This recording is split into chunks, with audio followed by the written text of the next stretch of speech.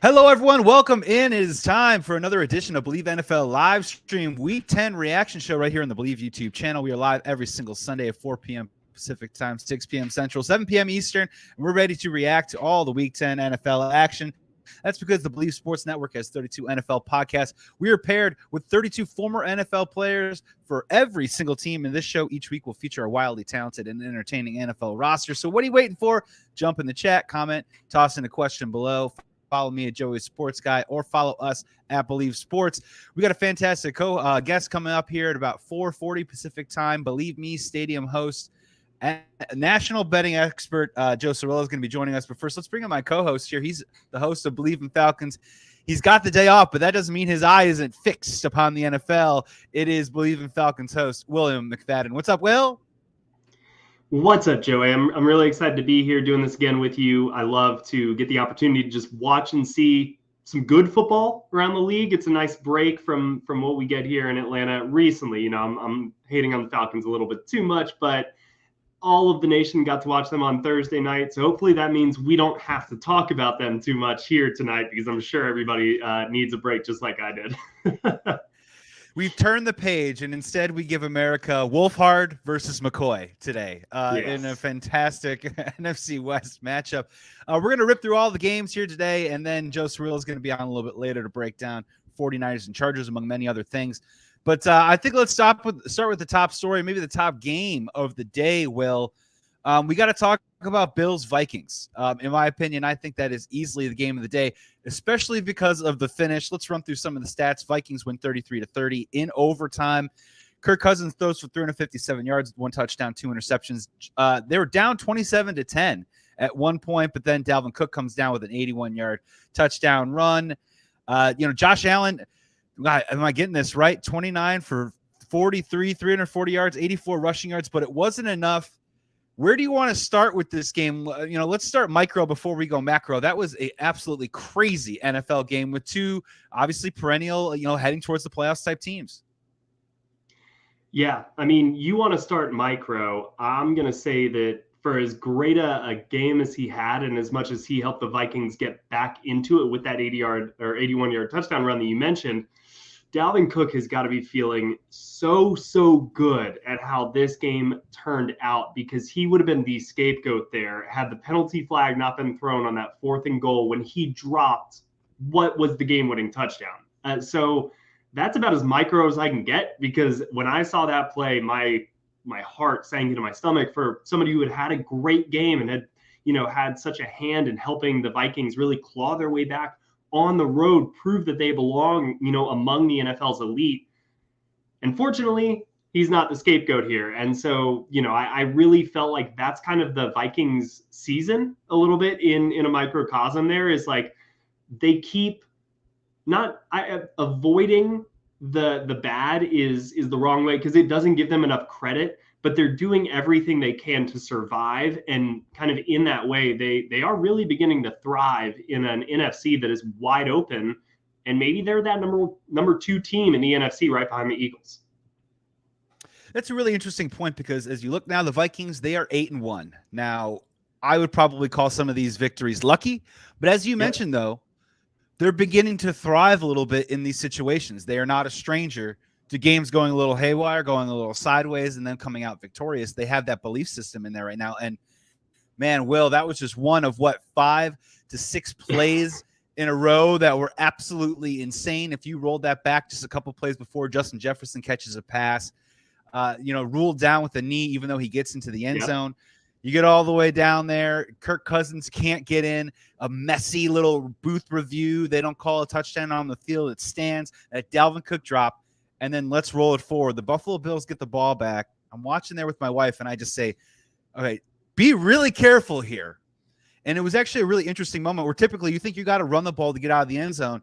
They actually had enough time to actually maybe do a play action pass and still run enough downs to eke the clock out a little bit. They decided not to. Bad snap. Will, I mean, let's keep it simple. I've never seen anything like that before. A fumbled snap in the end zone.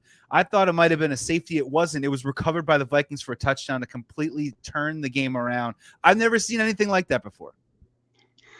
So I'm not gonna lie to you, Joey. When that play occurred, I was in the kitchen. I was cooking up some hot dogs from Patton's Meat Market here in Duluth, Georgia. Shout out Patton's Meat Market. Shout out. And you don't expect anything like that to happen, right? Like that's the Bills. The Bills won the game right there. And yeah, Josh Allen, seeing it on the replay, I was like, hold on, did Josh Allen fumble this? Because they showed Devin Singletary for a second afterwards. And I was like, was it a handoff? And then did he put? But no, missed snap. Eric Kendricks, who is kind of, like the Vikings this year, their defense has started to get kind of a little bit rejuvenated, I think. And there's some new faces in there. It's not all that, but Eric Kendricks is one of the same guys. He is a Mike Zimmer original. Like, it is really refreshing to see a player like him. And you heard him yell it kind of when the microphone picked it up, like, game over, game over. And obviously it wasn't, because you don't ever want to give Josh Allen any more time. Ironically, the defense scored too early there, but it's just the sign of, I think, why we should start taking this Vikings team seriously. And even though I know that this was a miscue more on the Bills offense, the Vikings are good enough on kind of all three phases to capitalize when other teams make mistakes. And in a year where, it kind of seems like the NFC is down across the board, that's enough, I think, in 2022 to really make the Vikings a very terrifying team kind of in the back half of the year. Yeah, and it's a big reason why people are, I don't think, completely sold on the Eagles just running over the NFC too, as well as had they put together 4 quarters of complete football at all this year. Now, their story isn't the same as the Vikings, where the Vikings have been in some real nail biters there. And you mentioned that they gave the ball back to the Bills. It almost would have been better off if they had gotten the safety and gotten the ball back and controlled their own destiny, because as you mentioned, the Bills get the ball back, drive the ball right down the field. Great catch by Gabe Davis, a couple catches by Dawson Knox. And all of a sudden, the Vikings are right back where they should be, giving up a lead late and going into overtime. They were able to pull it out in the end. I mean, are we giving enough conversation to the Vikings this year? I know we like to talk about the Eagles. We've got the 49ers coming up tonight, and we've got an absolutely beastly NFC East right now. Mm-hmm. But again, the Vikings win again. The Packers are losing. The Bears lost today. The Lions beat the Bears, whatever, no big deal. But their lead just continues to be extended. Now they're thinking about 1 seed in the NFC all of a sudden, not just the NFC North. And, man, you're looking at it right now. And we talk a lot about Kirk Cousins, but look at the effect that Justin Jefferson is having continuously on that offense on a week-to-week basis. I know they have Dalvin Cook. They just brought in TJ Hawkinson. But this guy is an absolute game breaker. And, you can play the debate with A.J. Brown versus Justin Jefferson, but the rest of the teams that I mentioned, they don't really have a guy like Justin Jefferson on there. And you talk about the 3 phases, but, man, if he's playing the way that he's playing right now, that makes the Vikings dangerous, at least to win a playoff game. I don't know how deep they can go, but, we have to say it now. The Vikings are for real. For sure. And, wide receiver is a really interesting conversation, because almost weirdly, I do feel like, and Stephon Diggs had an amazing game, so there's nothing to take away from former Viking. Very right, strange. Exactly. What could have been? Yeah.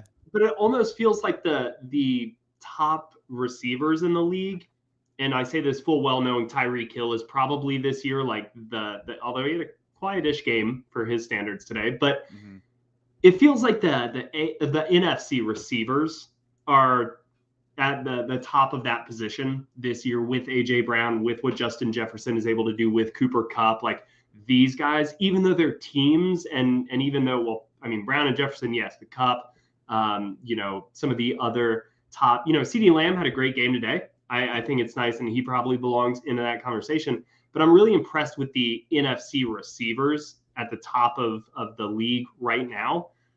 But we do still look at these AFC teams, and maybe that speaks more to the run game and everything that they have. But Justin Jefferson is the alpha on this Minnesota team. And, it's Kirk Cousins. Sure, he's the quarterback, but Justin Jefferson is the focal point of the passing game, and that even includes the quarterback. Like, it runs through him.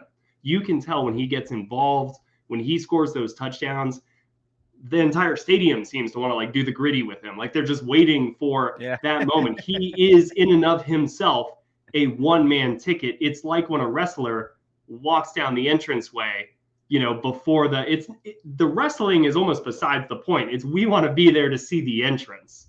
And that's almost what Justin Jefferson has become for this Vikings team. So I wouldn't be surprised if, as the Vikings, maybe if they do continue to win these games and they stay right there and they're 9-1 and 10-1 or 9-2 and 10-2, and they kind of like just keep this momentum, I think you're going to hear Justin Jefferson really start to pop up in his name a lot more on, Get Up and First Take and all this stuff, because he is the face of what is a very good team this year, and we should not ignore that.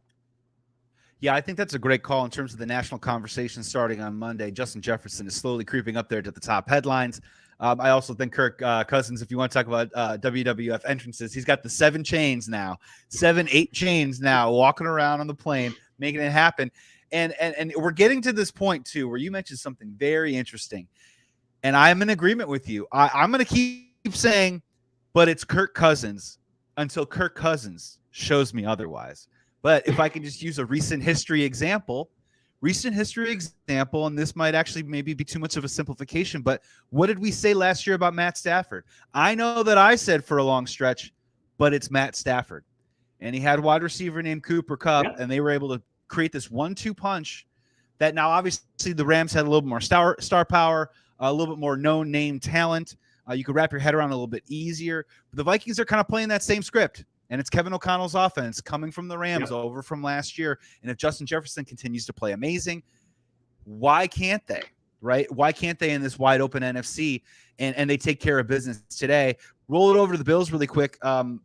Lose 2 in a row now. In your opinion, are the Bills still right where they need to be in the grand scheme of things in terms of the pecking order of the NFL? Is this just bumps in the road in a long season, or is this something more?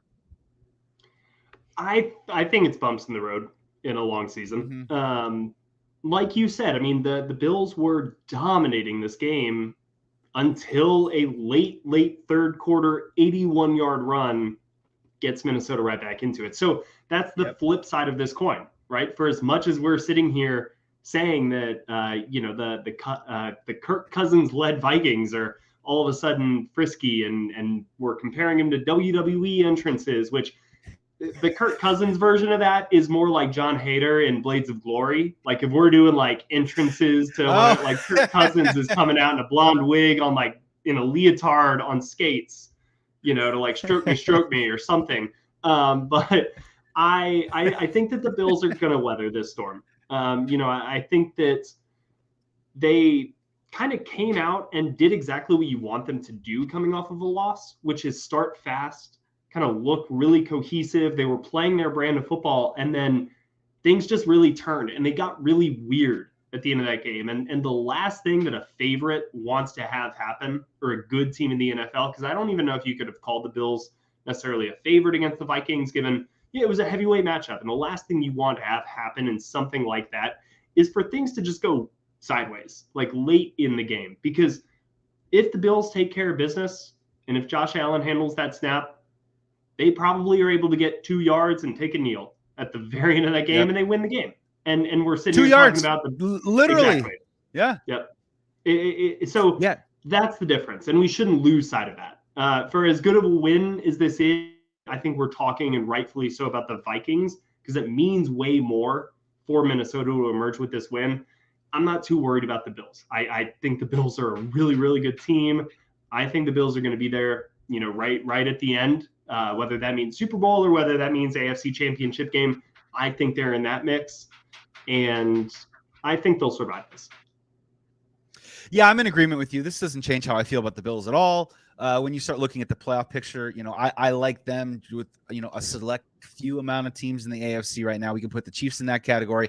And I think someone else eventually will rise up there that will probably have some confidence in moving into the playoffs moving forward. Before we get to the games of the morning, I do want to talk about a game that is still going on right now. It is now 27-10. The Cardinals are beating the Los Angeles Rams. The reason why I'm bringing this up, Will, is we're taping this as a live stream right now, and people are going to be talking about it, I think, in the hours to come. We're covering this right now. Cooper Kupp leaves the game with what looks like a gruesome ankle injury. Now, look, I'm not asking you to speculate on what the prognosis is moving forward, but let's just say he misses some time moving forward. Matt Stafford already on the shelf. I mean, it's not so much about the Rams. We didn't have a great feeling about the Rams anyways moving forward. Mm-hmm. But I mean, Cooper Kupp is one of the biggest stars in the NFL, a guy that came off a record-setting season last year, a Super Bowl hero. If he goes down, I mean, how far down can the Rams sink at this point moving forward without Kupp and maybe even a compromised Matt Stafford? Man, it's a shame the Rams don't have any first-round picks, huh? They could use some. They could Couldn't use they? some. Yeah, it's rough. I would say and I don't even want to say winner in this category. The only winner are anybody who's able to grab Allen Robinson, I think, on the waiver wire this week. But even that's Higbee, glib, and do it. Yeah, and that's rough because Cooper Kupp is so much fun to watch. He's really productive just on a week in, week out. He's almost feels like Larry Fitzgerald, like the heir apparent to that, where it's a little unassuming. You're going to look up and he's going to have his 13 catches for 147 yards and a touchdown. And you're just like, man, he makes such amazing plays on a play-by-play basis. And we just take it for granted. So I hate seeing players like that hurt because the league is objectively worse without them in it.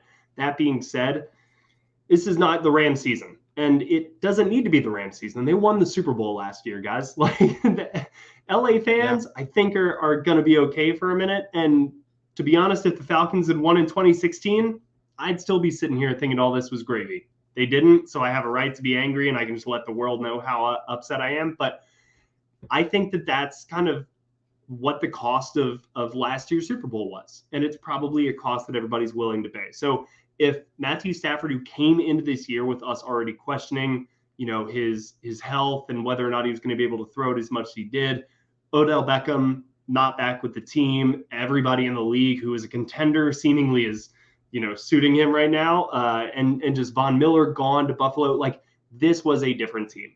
And I don't think it's a surprise, at least to me, that the Rams are where they are. Now, it is a little surprising that they're losing currently 27-10 to the Colt McCoy-led Arizona Cardinals, and and Trace McSorley, who I Bleav came in for Colt McCoy right before we started recording. Now I don't know if that's continued to be the case or not, but yeah, I didn't see this for the Rams, but I'm not necessarily shocked, and I don't think they're necessarily like super duper surprised that the year has unfolded the way that it has.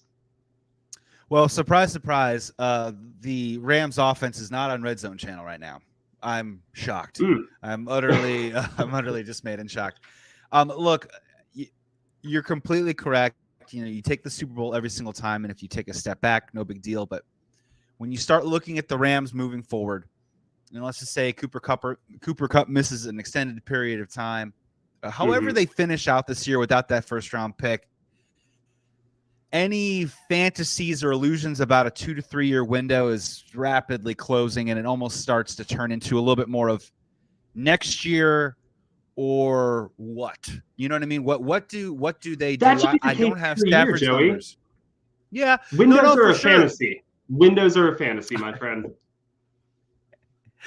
They are they though? Are they? The Buffalo Bills are in a window, right? But I guess they've had they go year to year playing through them. They go year to year. Yeah, that's very, very fair. I mean, you're just thinking, if you're a Rams fan right now, it's got to be feeling pretty bleak. Is kind of probably what I'm getting at right now. And if you're in the NFC West with the 49ers coming up tonight, the Seahawks lose in Germany, and now all of a sudden, if you're the 49ers fans and if the 49ers team, if you can somehow win tonight against the Chargers, all of a sudden you start to really tip the balance in that division a little bit. And that means it's time, before we bring in our guest here in about 15 to 20 minutes, I do want to go around the NFL a little bit with you. Let's start with the game in Germany. I'll be honest with you, full disclosure. I went to Disney yesterday for 15 hours. All right. I got home late last night. I am. I enjoy it. We go out. We have a good time. Okay. I don't wear I don't do the memorabilia. I wore a Cubs Mickey Mouse jersey. Ears? No, I'm not quite there, but I applaud those and I smile upon those that decide to wear the Mickey Mouse ears there. I had a great time there yesterday, but I'll be honest with you. The cramps in my calves would not allow me to get up in time to watch the Buccaneers. Buccaneers win this morning, 21-16 over the Seahawks. Seahawks dropped to 6-4. The Bucs moved to 5-6. Brady 2 touchdowns, 258 passing yards. Rachaad White comes in with 105 rushing yards, and Leonard Fournette was on the field, people. So whether it's a 1-2 punch or not, we'll see what happens moving forward. Let's just play the game. What's the story on Monday, Will, out of that game? What do you think the big story is moving forward? Tampa Bay is in first place in the NFC South, and they won't give it up. I think we've all been waiting a little bit, as everybody's talked about the NFC. Is there a team to rival the Eagles? And frankly, if everybody had been expecting the Eagles to be this team, we wouldn't be talking about how the NFC is so weird this year. It'd be just the Eagles are doing what they're expected. But because nobody expected the Eagles to do this, which again goes to my take about windows, they came out of nowhere. There's always a team that comes out of nowhere, and windows are a fallacy. But Tampa Bay is going to rightfully assume that place kind of, I think, among the NFC's best teams. They're going to find it sucks that it took going overseas to do it, but I think Rachaad White, the move to him is the correct move. I think that Tom Brady didn't have his best game, threw a couple picks, but you're going to see Tampa Bay start to gain a little bit of rhythm, I think, here at the back end of the season. I'm not too worried about Seattle. That being said, they are going to have, I think, a real stiff competition from a San Francisco 49ers team that now has Christian McCaffrey, especially if McCaffrey has another big game tonight. We're going to be saying, is he the swing player in the NFC? But the story to me is Tampa Bay and not necessarily Seattle. If you are the Seahawks, you're in the dance now. Congratulations. Your hot start, everyone's excited, but now you're in it. Now you have to capitalize and execute. And unfortunately, this is the game. I don't think they're going to look back and be like, oh man, this is the game that we should have had that's going to turn the tides. But their margin for error is beginning to narrow just a little bit. And this is what happens when you're fighting for a playoff spot. And this is when it gets a little bit real. From a Buccaneers standpoint, I'm in complete agreement with you that we can talk all we want about the red zone and the Buccaneers, and we can talk all we want about Tom Brady on the field, off the field, whatever you want to do. But like you said, they are right there. They're only at 5-6, and they're going to figure out a way to win that division. And if you put Tom Brady in a playoff game, I don't care if they win that division and they go 7-10. Tom Brady in a playoff game is still dangerous. I can't stop. I can't stop and say any other way. And isn't it also really strange too, as well, from your Falcons beat, from your corner, that today, look, Julio. 9 games to go. That's an eternity. It's an eternity, right? But Julio Jones, X factor for the Buccaneers. Can you even begin to wrap your head around that concept and buy into it? Are you going to say, talk to me in 2 or 3 weeks and look at the injury report? No, because I've been waiting for Julio. Like, I am rooting, even if it's for Tampa. I want to see a healthy Julio Jones. The league is so much more fun with Julio Jones out on the field. I was actually driving back from a mountain weekend with my family this morning, and so I caught the very beginning because I was really curious to see Munich and see all of the German kind of influence, because I'd been following it on Twitter in the lead up from all the Tampa reporters and everything like that. But I missed a good chunk of the game. And so in catching up, I saw the highlight clip on ESPN's app, and it was Julio Jones catches touchdown over the middle. And I wanted to see it. And I was shocked when I saw that the ball was being snapped at the 47. And I was like, wait, surely this is not a 45-yard dagger that they're running. So what's happening? Seeing Julio catch that ball and then hit top speed like he used to, I was like, this man can still do it. Can he do it on a 65 snap basis? No. But if we are talking about X factors in and around the league, having a Julio Jones on a 20 snap basis, if he can swing a play like he did for that one play today, he's still very dangerous. And that's kind of what Tampa Bay has in spades at the receiver position, is guys who on any one given play, they may not be able to do it for 46 plays in a game, but you do still have a couple of guys who can just make something amazing happen. And that is also assuming that they don't give Rob Gronkowski a call here in the next couple of weeks to see if they can get him back in the mix for Tom. So we'll see. Never count it out. And just like Rob Gronkowski and Will McFadden, they do not believe in windows. The window is always, there is no window. It's an open draft. Rob Gronkowski can come back with a nice breeze at any single moment. And yeah, we talked about it. We talk about it in the preseason of what effect could Julio Jones possibly have on this Buccaneers offense. Of course, after 2 games, dude goes on the injured list, for the subsequent weeks after that. Big surprise there. This is Julio Jones's back half of his career, I think, to a T. Yeah. You see him produce today, and you start to say to yourself just a little bit, man, all they need him to be is healthy in January.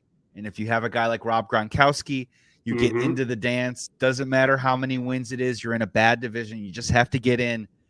Suddenly, that Buccaneers offense looks a little bit more of a threat moving forward. Now, look, what do you do with him, right? Like, you can't play him every week. You just can't. You can't play Julio Jones every single week, right? You're going to have to baby him and massage his hamstrings and his big, huge, beautiful, powerful quads all the way to January. But it is a really interesting wrinkle right now in a division that just isn't going anywhere. And I know that your Falcons played on Thursday, but just, we talked about it a little bit on the pre-show. That Cinderella, it's hit midnight a little bit on the Falcons, right? In terms of maybe possibly competing in the division. Yeah. Halloween was 2 weeks ago. That pumpkin has started to rot a little bit. And it's really time, I think, now to have that conversation. And you and I will on my podcast later this week about the Desmond I can't Ritter wait of it all and what it's like going through that rookie quarterback, because the Bears were just there 1 year ago. And Justin Fields took plenty of lumps, right, that first year. But what were the benefits? What were the negatives? And I think after seeing Marcus Mariota in that game, it's very clear that the Falcons have almost, I think, run up against the limitations of what they can do creatively with the limited chess pieces that they have. Now, they've done a great job of diversifying all of those pieces and making all 53 men on their roster on game day have a role to some degree that makes other teams have to pay attention to every one of them, which is really, really hard, because then it becomes a math game with the hours allocated during practice time, during the week, to what do you study? What do you focus on? What do you prepare for? But when the talent then becomes an inhibiting factor, and when you get into November and December and the tape is extensive, it kind of does reach its limits of what you can do upstairs in a building and scheming and all of that stuff. And so that is where I think you're seeing a lot of fans say, all right, maybe it's time to give Desmond Ritter, let's just see where he's at. Let's just see if he can do this. Let's see if he can run this offense. Let's see if the offense is different with him. Is he a better passer? Is he a better runner? Is it what is it? That being said, if the coaching staff decides to still not go with him, I think you're going to start seeing people question, all right, then is this guy anything? Because if you're not even willing to show us even Josh Rosen, got some run in Arizona. And I know that was the plan because he was a super duper high first round pick, but he wasn't anything in the league. He was here in Atlanta last year. He's not amounted to anything, but they at least knew that after year one because they looked at him. So that's kind of the point where it's at, I think, here in Atlanta. Well, and that's the game that you play too as well, where we don't know what's going to happen, but if the Falcons do play themselves back into the top 10 in the NFL draft next year, it's the Josh Rosen conversation. Now, of course, the Cardinals had the number 1 pick that year to take Kyler Murray, but don't tell me that the Falcons wouldn't be tempted. But I will say this, though, just really quickly. I mean, if you are going to try and find out about Desmond Ritter, tell me if I'm wrong that there are some pieces in place a little bit to help try and at least accentuate someone who's inexperienced in the offense. You have to at least like Cordero Patterson and Tyler Algier. And, you guys have a great, strong running game that you can lean on to take the pressure off a little bit. And then, moving forward, it's a great time to figure out, chemistry with Drake London, right? Is that something or is that nothing? Can they build on that? Has any quarterback in a Falcons uniform found chemistry with Kyle Pitts yet? How important is he to your future? Pretty big, right? So figure that out now. And at least you can have some answers there. If Desmond Ritter is a bad quarterback, but he gets along great with Drake London, maybe you think about, not taking a quarterback and giving him one more year. It's really a delicate dance. And the NFL more than ever now is based on immediacy. So thank God my quarterback is playing well right now. But we'll get to that. We'll get to that one in just a second. I want to move on to another game really quick. I want to rip through these games before we bring on Joe Ceraulo. Let's talk about the Chiefs game. Chiefs win 27-17 over the Jacksonville Jaguars. Jacksonville falls to 3-7. They're going nowhere fast. The Chiefs moved to 7-2. Patrick Mahomes, 25-35, 331 yards, 4 touchdowns, 1 interception. Kelsey, 81 yards and a touch. Kadarius Toney getting involved. Sorry, Giants fans. 57 receiving yards and a touchdown in this game. So, Will, we're going to do a little stepping on Monday right here. If you want to talk about first take and get up and all that good stuff. If you ask me right now, if you put the two teams on the field together and they play each other, I think the Chiefs win over the Eagles as it stands right now. So are the Kansas City Chiefs the best team in football right now? No. I still think the Eagles are. I do. Okay. I think that what they're able to do, offensively, creatively at times, because I do think that they can hurt you with their running game, and then A.J. Brown can take over a game single-handedly in a way that, I don't know, but maybe this is a little bit of a fallacy, because I don't know if the Chiefs ever have to rely on a single player to take over a game, which may be kind of that double. It's a little bit of a contrasting style where the Eagles really have that 1-2 punch where, because Jalen Hurts has evolved as a passer, their passing game is able to complement their run game in a way that it just hasn't been previously. Yeah. I don't know if the Chiefs are there yet with a run game. Isaiah Pacheco. Will they ever though? Will they ever be? Yeah. Will they ever be though? And it's probably going to still it doesn't matter. Okay though. It doesn't matter. Yeah. It's like gonna be okay. I think that's kind of that point that I was making. Maybe it doesn't matter, right? Because we've seen the Chiefs just be like, Patrick Mahomes, throw it 45 times.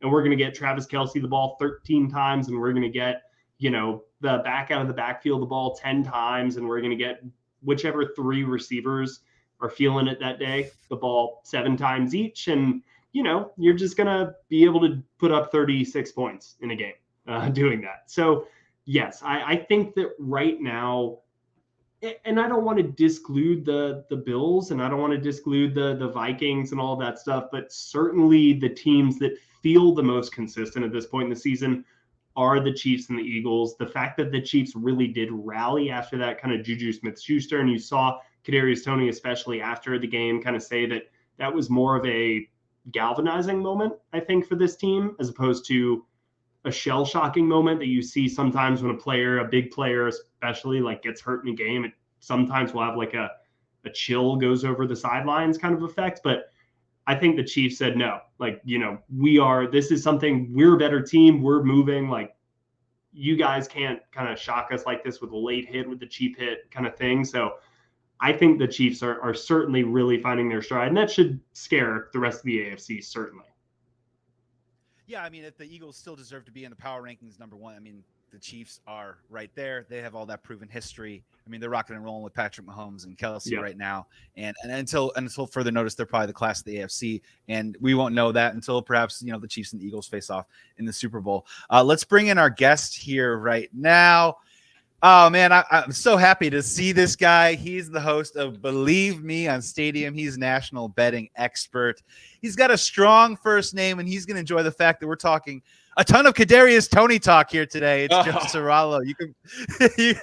What's up, Joe? What up? Hey, I don't just have a strong first name. I got strong initials, all right, from one Joey C to another.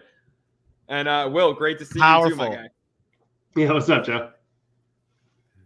Joe, welcome so much. Thank you so much for coming on. Yeah, hop in, man. Talking with Kadarius Toney, and then also fill us in, man. How you feeling? How's your live in-game bets going with Dallas and Green Bay right now? This is getting a little wild. Dallas -4.5 is going to be a sweat. We'll see. I could use 6 in overtime here, as I think they're winding down right now. I was just going to say before, though, regarding Kadarius Toney, man, I mean, I really don't waste my time disliking many people, but like, he was not injured at all this year. He was holding out. He just wanted to get traded. And to see him game 1 with the Chiefs go and do this, it's frustrating. I got nothing for Kadarius Toney. You see Sterling Shepard get 1,000 concussions and still pick himself off the mat and keep running himself out there for the team. And then Kadarius Toney, and then he goes out and he scores a touchdown with the Chiefs, man. It's got to burn just a little bit, huh?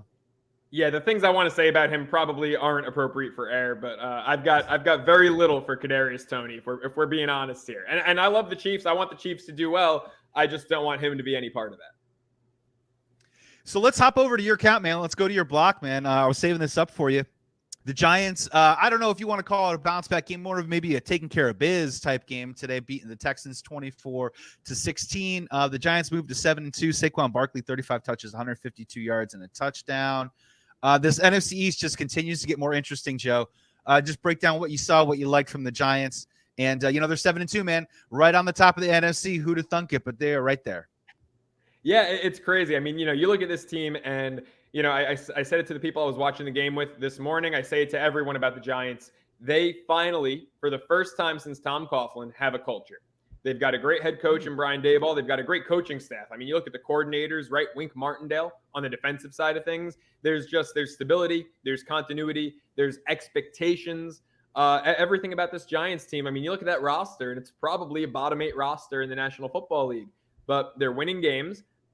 People love to say it's the worst 7-2 team every week. It's the worst 5-2, worst 6-2. And I'm not buying it. I'm not buying it because at the end of the day, they do what's necessary to win. And Daniel Jones isn't going to throw for 400 yards, but look at his completion percentage today. What did he have? 4 incomplete passes? Saquon's the heart and soul of that offense. The defense is gritty. New guys step up every week. Cager had their first. I don't know who the hell Cager is, but that's the case every week with the Giants. They've got an unknown guy catching a touchdown pass who was like a practice squad tight end for the Jaguars 2 weeks ago. Like, it's just next man up mentality. That's what you need in sports, and I love it. First off, put some respect on former Georgia Bulldog Lawrence Cager. There you go. Of course, he's a Georgia guy. I could not have told you that. I think that New York obviously is certainly having a much better season than the Falcons, but it's like when you say culture, I think about what Arthur Smith has brought here in Atlanta, and certainly we're waiting to see the fruits of that labor pay off record-wise the way it is in New York in Brian Daboll's first year. But it was very clear kind of with what he did with Josh Allen early on, in the same way that Arthur Smith was able to do things transitioning from Marcus Mariota to Ryan Tannehill. And you can just see that the way that they're able to work with kind of the most important players on their team and produce big numbers through the way that they set up their offense, through the way that they set up their teams to maximize their best players, but also kind of simplify the game in necessary ways for those players because they want to get the most out of them. And so whether it's Daniel Jones or whether it's Saquon Barkley or, whether it's a different receiver each week, I think the Giants are able to do the little things in the game planning, in who they decide to make active each week, in kind of the way that they attack each defense to give themselves the best chance to win. And it's something that Atlanta's been able to do most weeks up until recently, but that's kind of what should excite Giants fans because, and it's what excited Atlanta fans is like when we get the talent that this coaching staff wants, and maybe whether it's Daniel Jones or another quarterback, that development happens the way it did with Josh Allen. Like, who knows what Brian Daboll can turn this team into in 2024. And so it feels probably like you guys are a little ahead of the curve, but like, why not us? Why not now? But the future, and, I'm a big non-Windows guy, as we've discussed here on tonight's podcast. He hates Windows, winning Windows. The Giants have a window. I mean, I don't get the personal thing against Windows, but, I think it's a great comparison between Brian Daboll and Arthur Smith. Look, and I'm not just saying this because if I badmouth Arthur Smith, I'll be on unemployment in a week or two. But I think he's done a great job with the Atlanta. I think he's done a great job with the Atlanta Falcons. I mean, he's dealing with really limited weapons there. And, to your point of being just a culture changer, right? Like Marcus Mariota I don't think he should be a starting quarterback in the National Football League. And yet the Falcons, more often than not this year, I know that they're just 4-6, but they've played competitive football more often than not. They started the year 6-0 against the spread. I mean, they came to LA in a game that the Rams were double-digit favorites, and it was a 4-point game. They just ran out of time. If you throw another 10 minutes on the clock, they probably win that game. So Arthur Smith has done some really good things with Atlanta. He's turned them around, and Brian Daboll's done the same. You hit the nail on the head when you talk about curtailing your offense to your personnel, because I have been pleading, I have been screaming, praying, wishing for a coach who would do that for the Giants for so long. I've been saying Daniel Jones should have a similar playbook to Lamar Jackson or to Justin Fields, right? Daniel Jones' biggest strength is, physical strength. Maybe his IQ is his biggest strength, but physical strength, it's his feet. It's not his arm. He's not a pocket passer. He's not Eli Manning. And, Pat Shurmur tried to make him Eli Manning. Ben McAdoo tried to make him Eli Manning. Joe Judge, I don't know what the hell he was doing.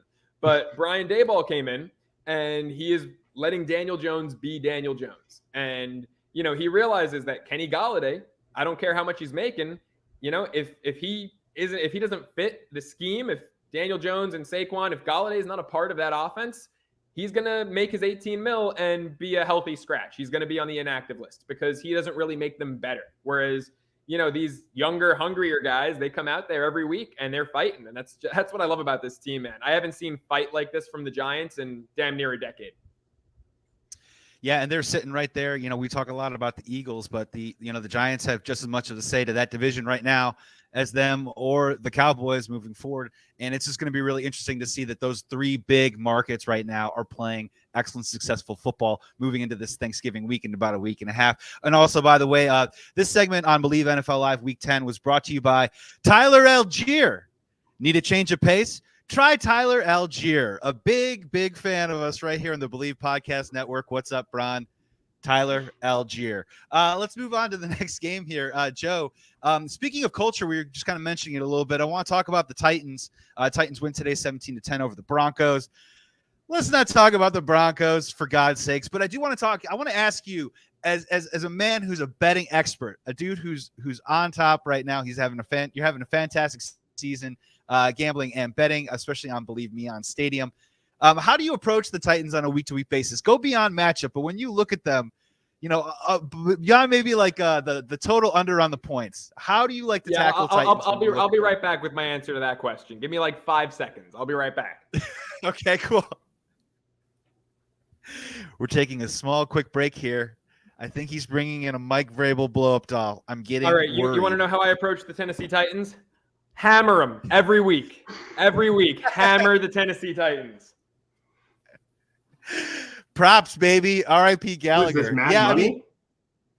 They are. They're a cash cow. The Titans have, they started the year 0-2 straight up, 0-2 against the spread. They've won 6 out of 7. They've covered 7 straight, man. They are in a league where, it's such a week-to-week league. There's so many inconsistencies. The Titans are just every Sunday morning you wake up and you hammer them. It's what you got to do. And Joe, they're one of those teams too that like the general betting public never wants to put money on them, right? But that's where the money is on the Tennessee Titans. Every single year, we thought this was going to be the year that they would fall apart. Let's take a look at those Jaguars really quick. Again, they're in control. Again, in a really bad division, just picking up wins, man. It's got to be easy money out there. Yeah, no, and look, it really does come down to their leadership, right? Because I think Ryan Tannehill is a, at best, middle of the pack quarterback. But Vrabel is just a guy who, I said it on Bleav Me this week, right? Like, their game plan, they're going to run it down your throats and dare you to stop them. And they're going to play tough defense, even if their personnel isn't quite to the level of, say Denver, right? You look at Denver's defense and compare them to Tennessee. Denver's got the names. I know that they were without Justin Simmons today, but, they've got the names personnel-wise on the defensive side of the ball. But Tennessee, they just play so well together as a cohesive unit. They're tough as nails, and that comes from Vrabel. And it's just, they're a fun team. They're a gritty team to watch. I don't know, much like the Giants, how sustainable their success will be, come the postseason. But, week to week, man, they're a tough team. And, I always say letting Russ cook, it's about as good an idea as letting my ex-girlfriend's mother cook. And it's not a good idea. Damn. All you got to do is put water in the ramen. Just put water in the ramen, Russ. That's all you got to do. Add a little salt. Would it kill you to add a little salt once in a while? Come on. A little bit, for God's sake. I can't taste anything out there. Oh yeah, Will, really quick, maybe final thing, and just put a bow on this Titans conversation, because they're the team that no one really wants to watch. If you're not a Titans fan, you don't really want to root for, but they're probably the team that if they do make it to the playoffs, they're kind of the team you least want to face, right? I look at Mike Vrabel the same way that I look at somebody like Mike Tomlin. right? Like they're able to kind of do something coaching wise to keep their teams in their relevancy like year after year. And that's really, really hard to do in the NFL. And I think that the teams that are pretty much able to generally have a pretty high floor, and maybe in recent years, Pete Carroll kind of wasn't in this conversation, but maybe he should be as well. But it's like these coaches that like develop that culture that Joe was talking about earlier. And culture does transcend talent a lot of times, because culture, I think, involves a lot more than we on the outside think it does. I think when we all think culture, we think slogans or t-shirts or all of that stuff, but culture often permeates a coaching staff, and it often permeates a front office, and it's the way you do things, and it's what do you prioritize? Do we prioritize changing who we are week to week? Do we prioritize being the same team week to week? Like all of these different things. And so Mike Vrabel has proven that he can turn this Titans team into kind of whatever they need to be at the right moment. Usually it's been Derrick Henry just running downhill at you at 20 miles an hour when he hits the line of scrimmage. But I think that they shouldn't be discounted, because I trust this team to morph into whatever they need to be kind of by the time the playoffs roll around. And Derrick Henry is a hell of a player to just fall back on if you need to. And he looks pretty good right about now. Yeah, this is the year he's going to take a step back. You know what's great about football is that when you have a sport where it can quite literally be as simple as outwilling the other team, anything, right? Like basketball, believing that you're going to make every shot doesn't put the ball through the hoop, right? Baseball, believing that you are going to strike everyone out. If you're throwing, 90 in today's day and age in the MLB, you're not going to blow it by anyone, right? But in football, if you believe you're going to, there's a reason die for that inch. Yeah. Is such a like in football, it is any given Sunday, die for that inch. Like who wants it? Yes, the pregame speech. Like, it's a part 100%. Of the sport. Yep. If you believe you're going to beat a guy in the trenches, man, you can be a little smaller. You might not bench as much as him. You can beat him. You can beat him. Football's the sport. Believe. Yeah, there you go, man. There you go. Nice. It is the sport where you can really just will yourself to victory, where not too many other sports can say the same. We got a couple more here for Joe on Bleav NFL Live here, Week 10 live stream. Also here with Will McFadden from Bleav in Falcons. Joe, let's talk some Bears. Let's talk a little Justin Fields here. Bears lose. Bears -3, Joe. Bears -3. Felt like an easy cover, trending in the right direction, but no, it's the worst Bears defense I've probably seen in my Bears life. They lose 31-30 to the Lions. Lions are now 3-6. Bears move to 3-7. You can take which story you want. If you want to talk micro and talk about Justin Fields in the game today, I'd be more than happy to gush over that. But also moving forward, you kind of look at the Bears schedule. We've got the Falcons coming up this week. You do have the Lions again. You're going to have the Jets moving forward. You're going to have a couple of different matchups that I think the spreads on them are going to be a little tight. I don't think you're going to see a lot of spreads against the Chicago Bears over 6.5 moving forward. How are you kind of handicapping them the rest of the way? And are you kind of sliding on the side of betting on the Bears, or maybe trying to, go the other way, even though Justin Fields and the offense is looking great? Yeah, they're usually a stay away for me, just because you never know what you're going to get, right? Like Justin Fields, I love him, right? I'm on the record saying Justin Fields a couple draft classes ago, if I had the number one pick, would have been my number one draft choice. And a lot of people killed me for that because of Trevor Lawrence. But I think Justin Fields has more talent than any of, last year's rookie quarterbacks. I absolutely love him, and I want him to be successful. He is the worst offensive line in the National Football League. So the bad. Offensive line is a bleeping disaster. I mean, you might as well put like 5 traffic cones up there and just let him hike the ball and just run for his life. That's what he's doing every play. I mean, it's funny. I actually was getting into a big debate with my dad early in the season. My dad was like, Justin Fields can't throw. He's a running quarterback. And I'm like, no, Justin Fields, if he has an offensive line, can be a pocket passer who picks apart opposing defenses. He's running for his life week after week. And, yeah, man, your guys' offensive line is just a disaster. Like today's game, there was no reason at all to lose that game. The defense stunk. The offensive line stunk. Justin Fields is one of the best quarterbacks in football this week. So, unfortunately, it's a tough team to handicap because you don't know. There's so much inconsistency despite having a really talented QB. Yeah, like how far down can you tease down a team? honestly, because you're not going to probably tease them up. Because honestly, they're giving up leads left and right. They're up 24-10 this week. They blow it to the Lions. Look, man, and you're right. The only reason why the Bears are scoring 30 points a game over the last 4 played, and I think they now have over 225 rushing yards as a team over the last 4 or 5 played, is because the ball's just now in Justin Fields the whole time. And the offensive line is bad. The wide receivers are bad. And our defense is perhaps one of the worst in the league, if not maybe next to the Detroit Lions. So, moving forward, it's entertaining. It's entertaining, right? And Will, we were talking about this a little bit earlier before. The Bears do have a direction finally. And to be honest with you, this is going to sound terrible. I live and die with the Chicago Bears, but this year I'm kind of cool with Justin Fields looking good and us losing. Because Joe and Will, hop in on this. I mean, honestly, this is what the Chicago Bears need, right? They need blue chip talent coming out of the draft. I don't know how they fix this team paying top dollar to 28, 29, and 30-year-old veterans. You're going to have to do that.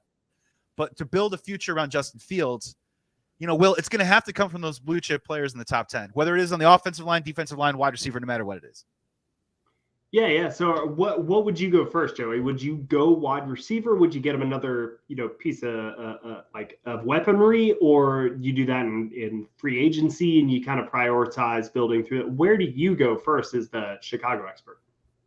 I mean, I kind of look at it from the sense of if you can find a left tackle to plug and play with Justin Fields for the next 5 years, and then maybe you sign like a big deal, you figure it out. Left tackle. Yeah, and you just look around, right? We're going to preview the game here with Joe in just a second with the 49ers and the Chargers, and just look what Trent Williams has done. We could talk all we want about Jimmy G's deficiencies, but the way that they continuously compete in the playoffs and they've gone to a Super Bowl, I think it has a lot to do with that Trent Williams signing. If you're telling me you can take the best left tackle out of this next upcoming draft and just plug and play him there on a rookie deal and allocate dollars all over the field, I think it opens up a lot of doors really quickly for this offense. I mean, Joe, hop in on that. I mean, if you were the Chicago Bears, would you want a left tackle, defensive end, or if that top wide receiver is there, do you take a roll of the dice and say, maybe we have the next Jamar Chase with the Justin Fields?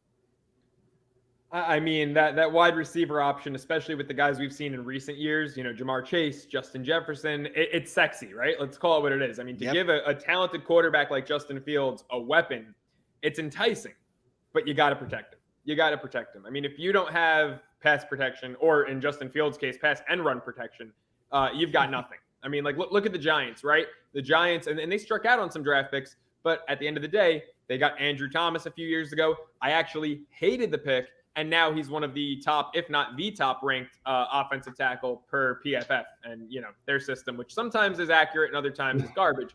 But that's besides the point. But, they drafted Andrew Thomas. They've drafted Evan Neal. And all of a sudden now, a Giants team that doesn't really have a lot of great weapons, a lot of great personnel at skill positions on offense, they're winning games. And it's because they finally have protection for the first time in Daniel Jones's career. So a guy like Justin Fields, especially with his mobility, he needs protection. You got to go O-line.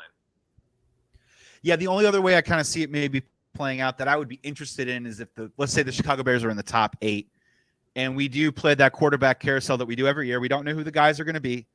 But typically it ends up being 2 or 3 guys, right?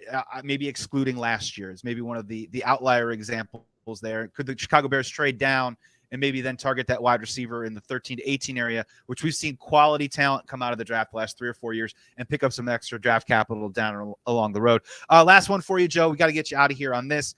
49ers Chargers coming up here in about 20-ish minutes right now.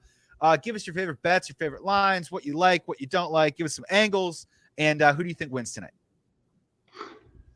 I'm going to go just straight spread on this one. I'm going to go with the Chargers plus 7.5. I think the Niners win, but you're giving me more than a touchdown underdog from a team led by Justin Herbert. I know he's missing some key weapons. I know that there's no Keenan Allen. I know that there's no Mike Williams, but you're still giving me more than a touchdown with Justin Herbert. Chargers have beaten San Fran outright in 5 straight games. They are also 4-0 against the spread as the road team this year and 3-0 against the spread as an underdog. At the end of the day, the Niners have way more weapons. They got McCaffrey. He looked great against the Rams, obviously. Jimmy G is going to keep the Chargers in this game. So I think the Niners win, but give me the Chargers plus 7.5. Will, who do you got in that game? I think the momentum is definitely riding on the 49ers side right now. And as you mentioned, the Chargers, snake bit all season long with injuries. on both sides of the ball, to be honest with you. Will, who do you like in this game tonight? The 49ers. I really do think the Falcons should have beaten the Chargers when they played each other. And if the Falcons had not literally kind of given that game away multiple times, I think that the Falcons kind of should have been left kicking themselves for not winning that game. I expect the 49ers very similarly to kind of play the right style of game to keep it a low-scoring game against a Chargers team that really didn't have the weaponry that I expected coming in. And even without Mike Williams, even without Keenan Allen, like I thought Austin Eckler wasn't as good as he usually is. But even if he is, like teams can allow a lot of yardage to a running back, whether it be passing or running. And we can oftentimes see that be empty calories. Same with Gerald Everett. So I expect those two guys to be very heavily involved.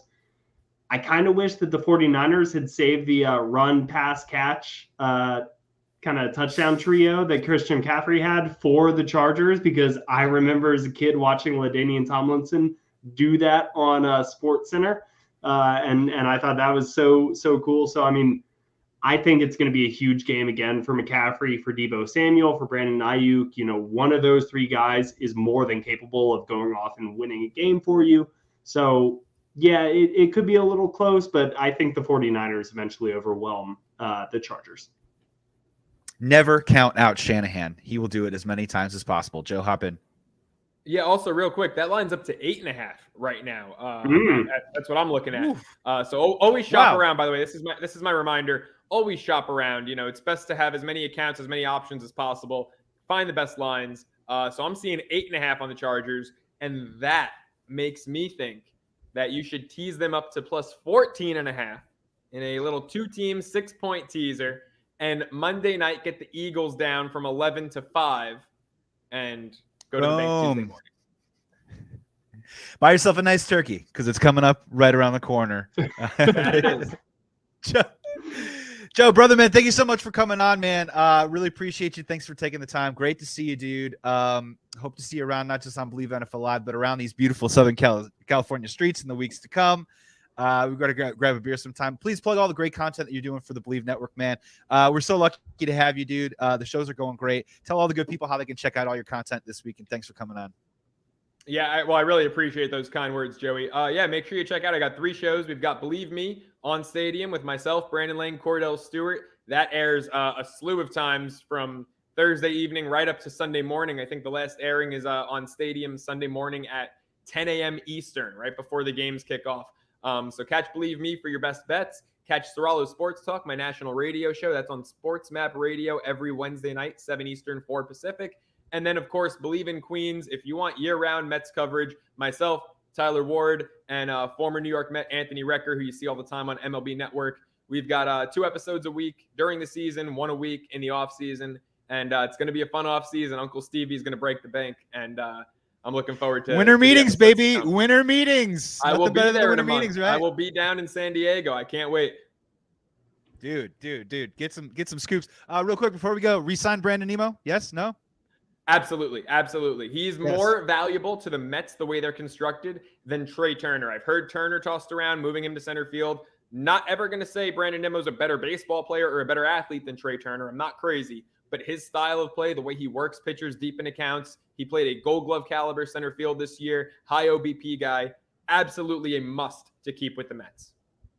Do they try and find a taker for Starlin Marte, or do you think they try and bring him back and just keep that all together?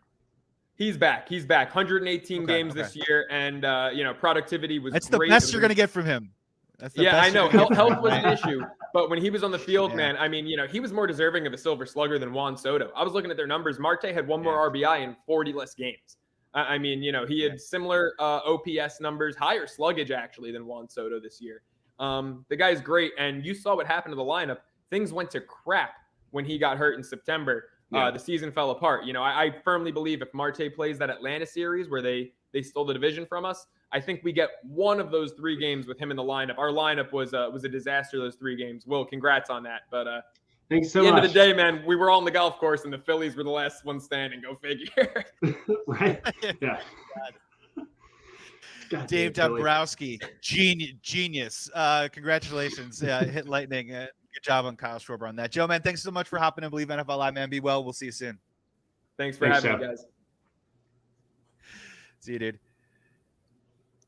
That was Joe Ceraulo from Bleav Me on Stadium, Bleav Sports Network too as well. Doing it with former Bears quarterback Kordell Stewart. Absolutely love it. Will, we're going to get out of here in just a minute, man. What did we not cover? Is there anything that we missed here? I know we missed a couple of games. We did not talk about Dolphins, Browns. We did not talk about the Steelers beating the Saints today. Out of those two games, is there a story? I mean, the Dolphins keep on rolling. I mean, I think out of those four teams right now, I think the Browns had high hopes, right, with this running attack. They are getting Deshaun Watson back in a couple of weeks, but it just doesn't really look like it's going to happen for them this year. Yeah, I think you identified the right game. As I was kind of looking before we started talking about the games to touch on, Miami, man. I think that as we like Minnesota in the NFC, the Dolphins are right up there with the AFC's elites, and I would maybe call them the Cincinnati of the AFC this year.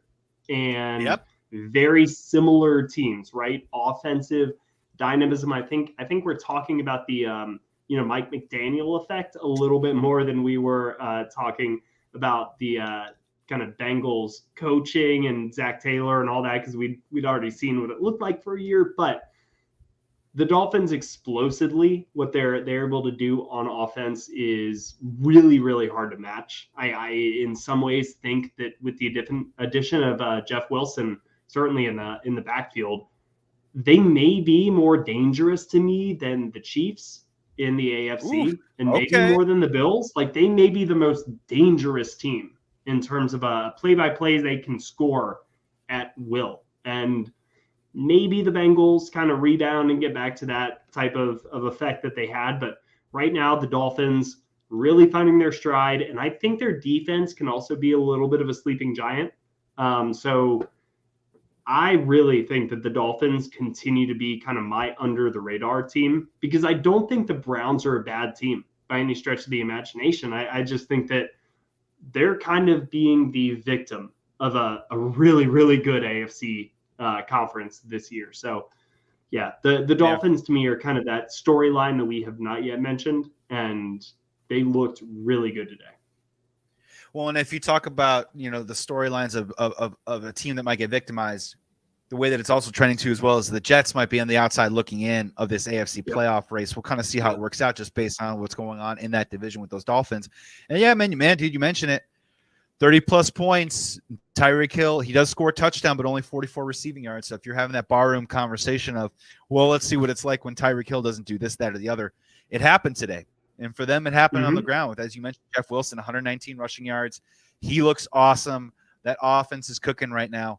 And I think it is a defense that is not great, right? But I don't think there are too many great defenses in the NFL anymore. We're kind of that's a long, long, long time ago. I mean, I'm just excited for Twitter this week is because Jurassic Park is going to come back onto my Twitter feed when I realized that when dinosaurs once walked the earth, talking about Justin Fields can't throw the ball and he can only do things with his legs. We need a quarterback that can throw. I think it's the same argument for defenses right now being an elite and great. I think the Dolphins have enough guys to make plays, and I think you could be right, man. They could be dangerous moving into the playoffs, moving forward.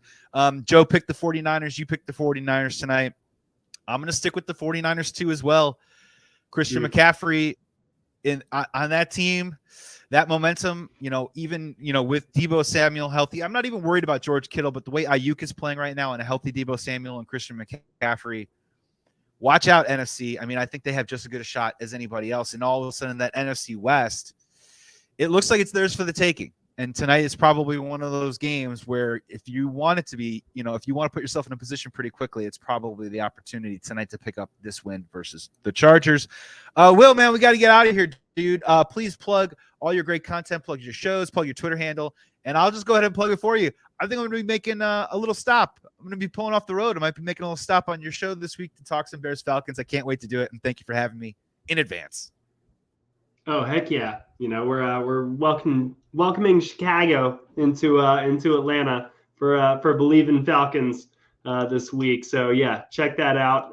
That'll be dropping Thursday morning when Joe and I will preview this week's matchup. But no, yeah, man, you mentioned the 49ers. I feel like we started talking about the show, Tampa Bay taking over the NFC South and not relinquishing it. I kind of feel like San Francisco can kind of have a similar storyline tonight, taking over the NFC West, not relinquishing it. So yes, but please follow me on Twitter at Will McFadden. You can find all my thoughts on that game there, and find my written stuff at the falcoholic.com.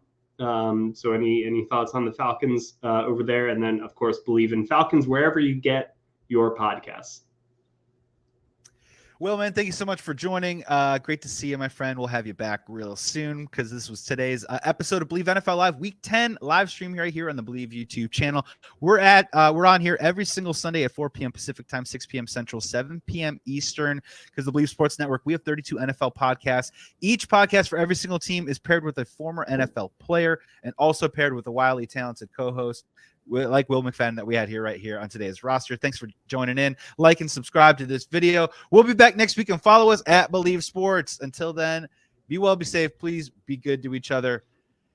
Justin Fields is the future, and we may never win again.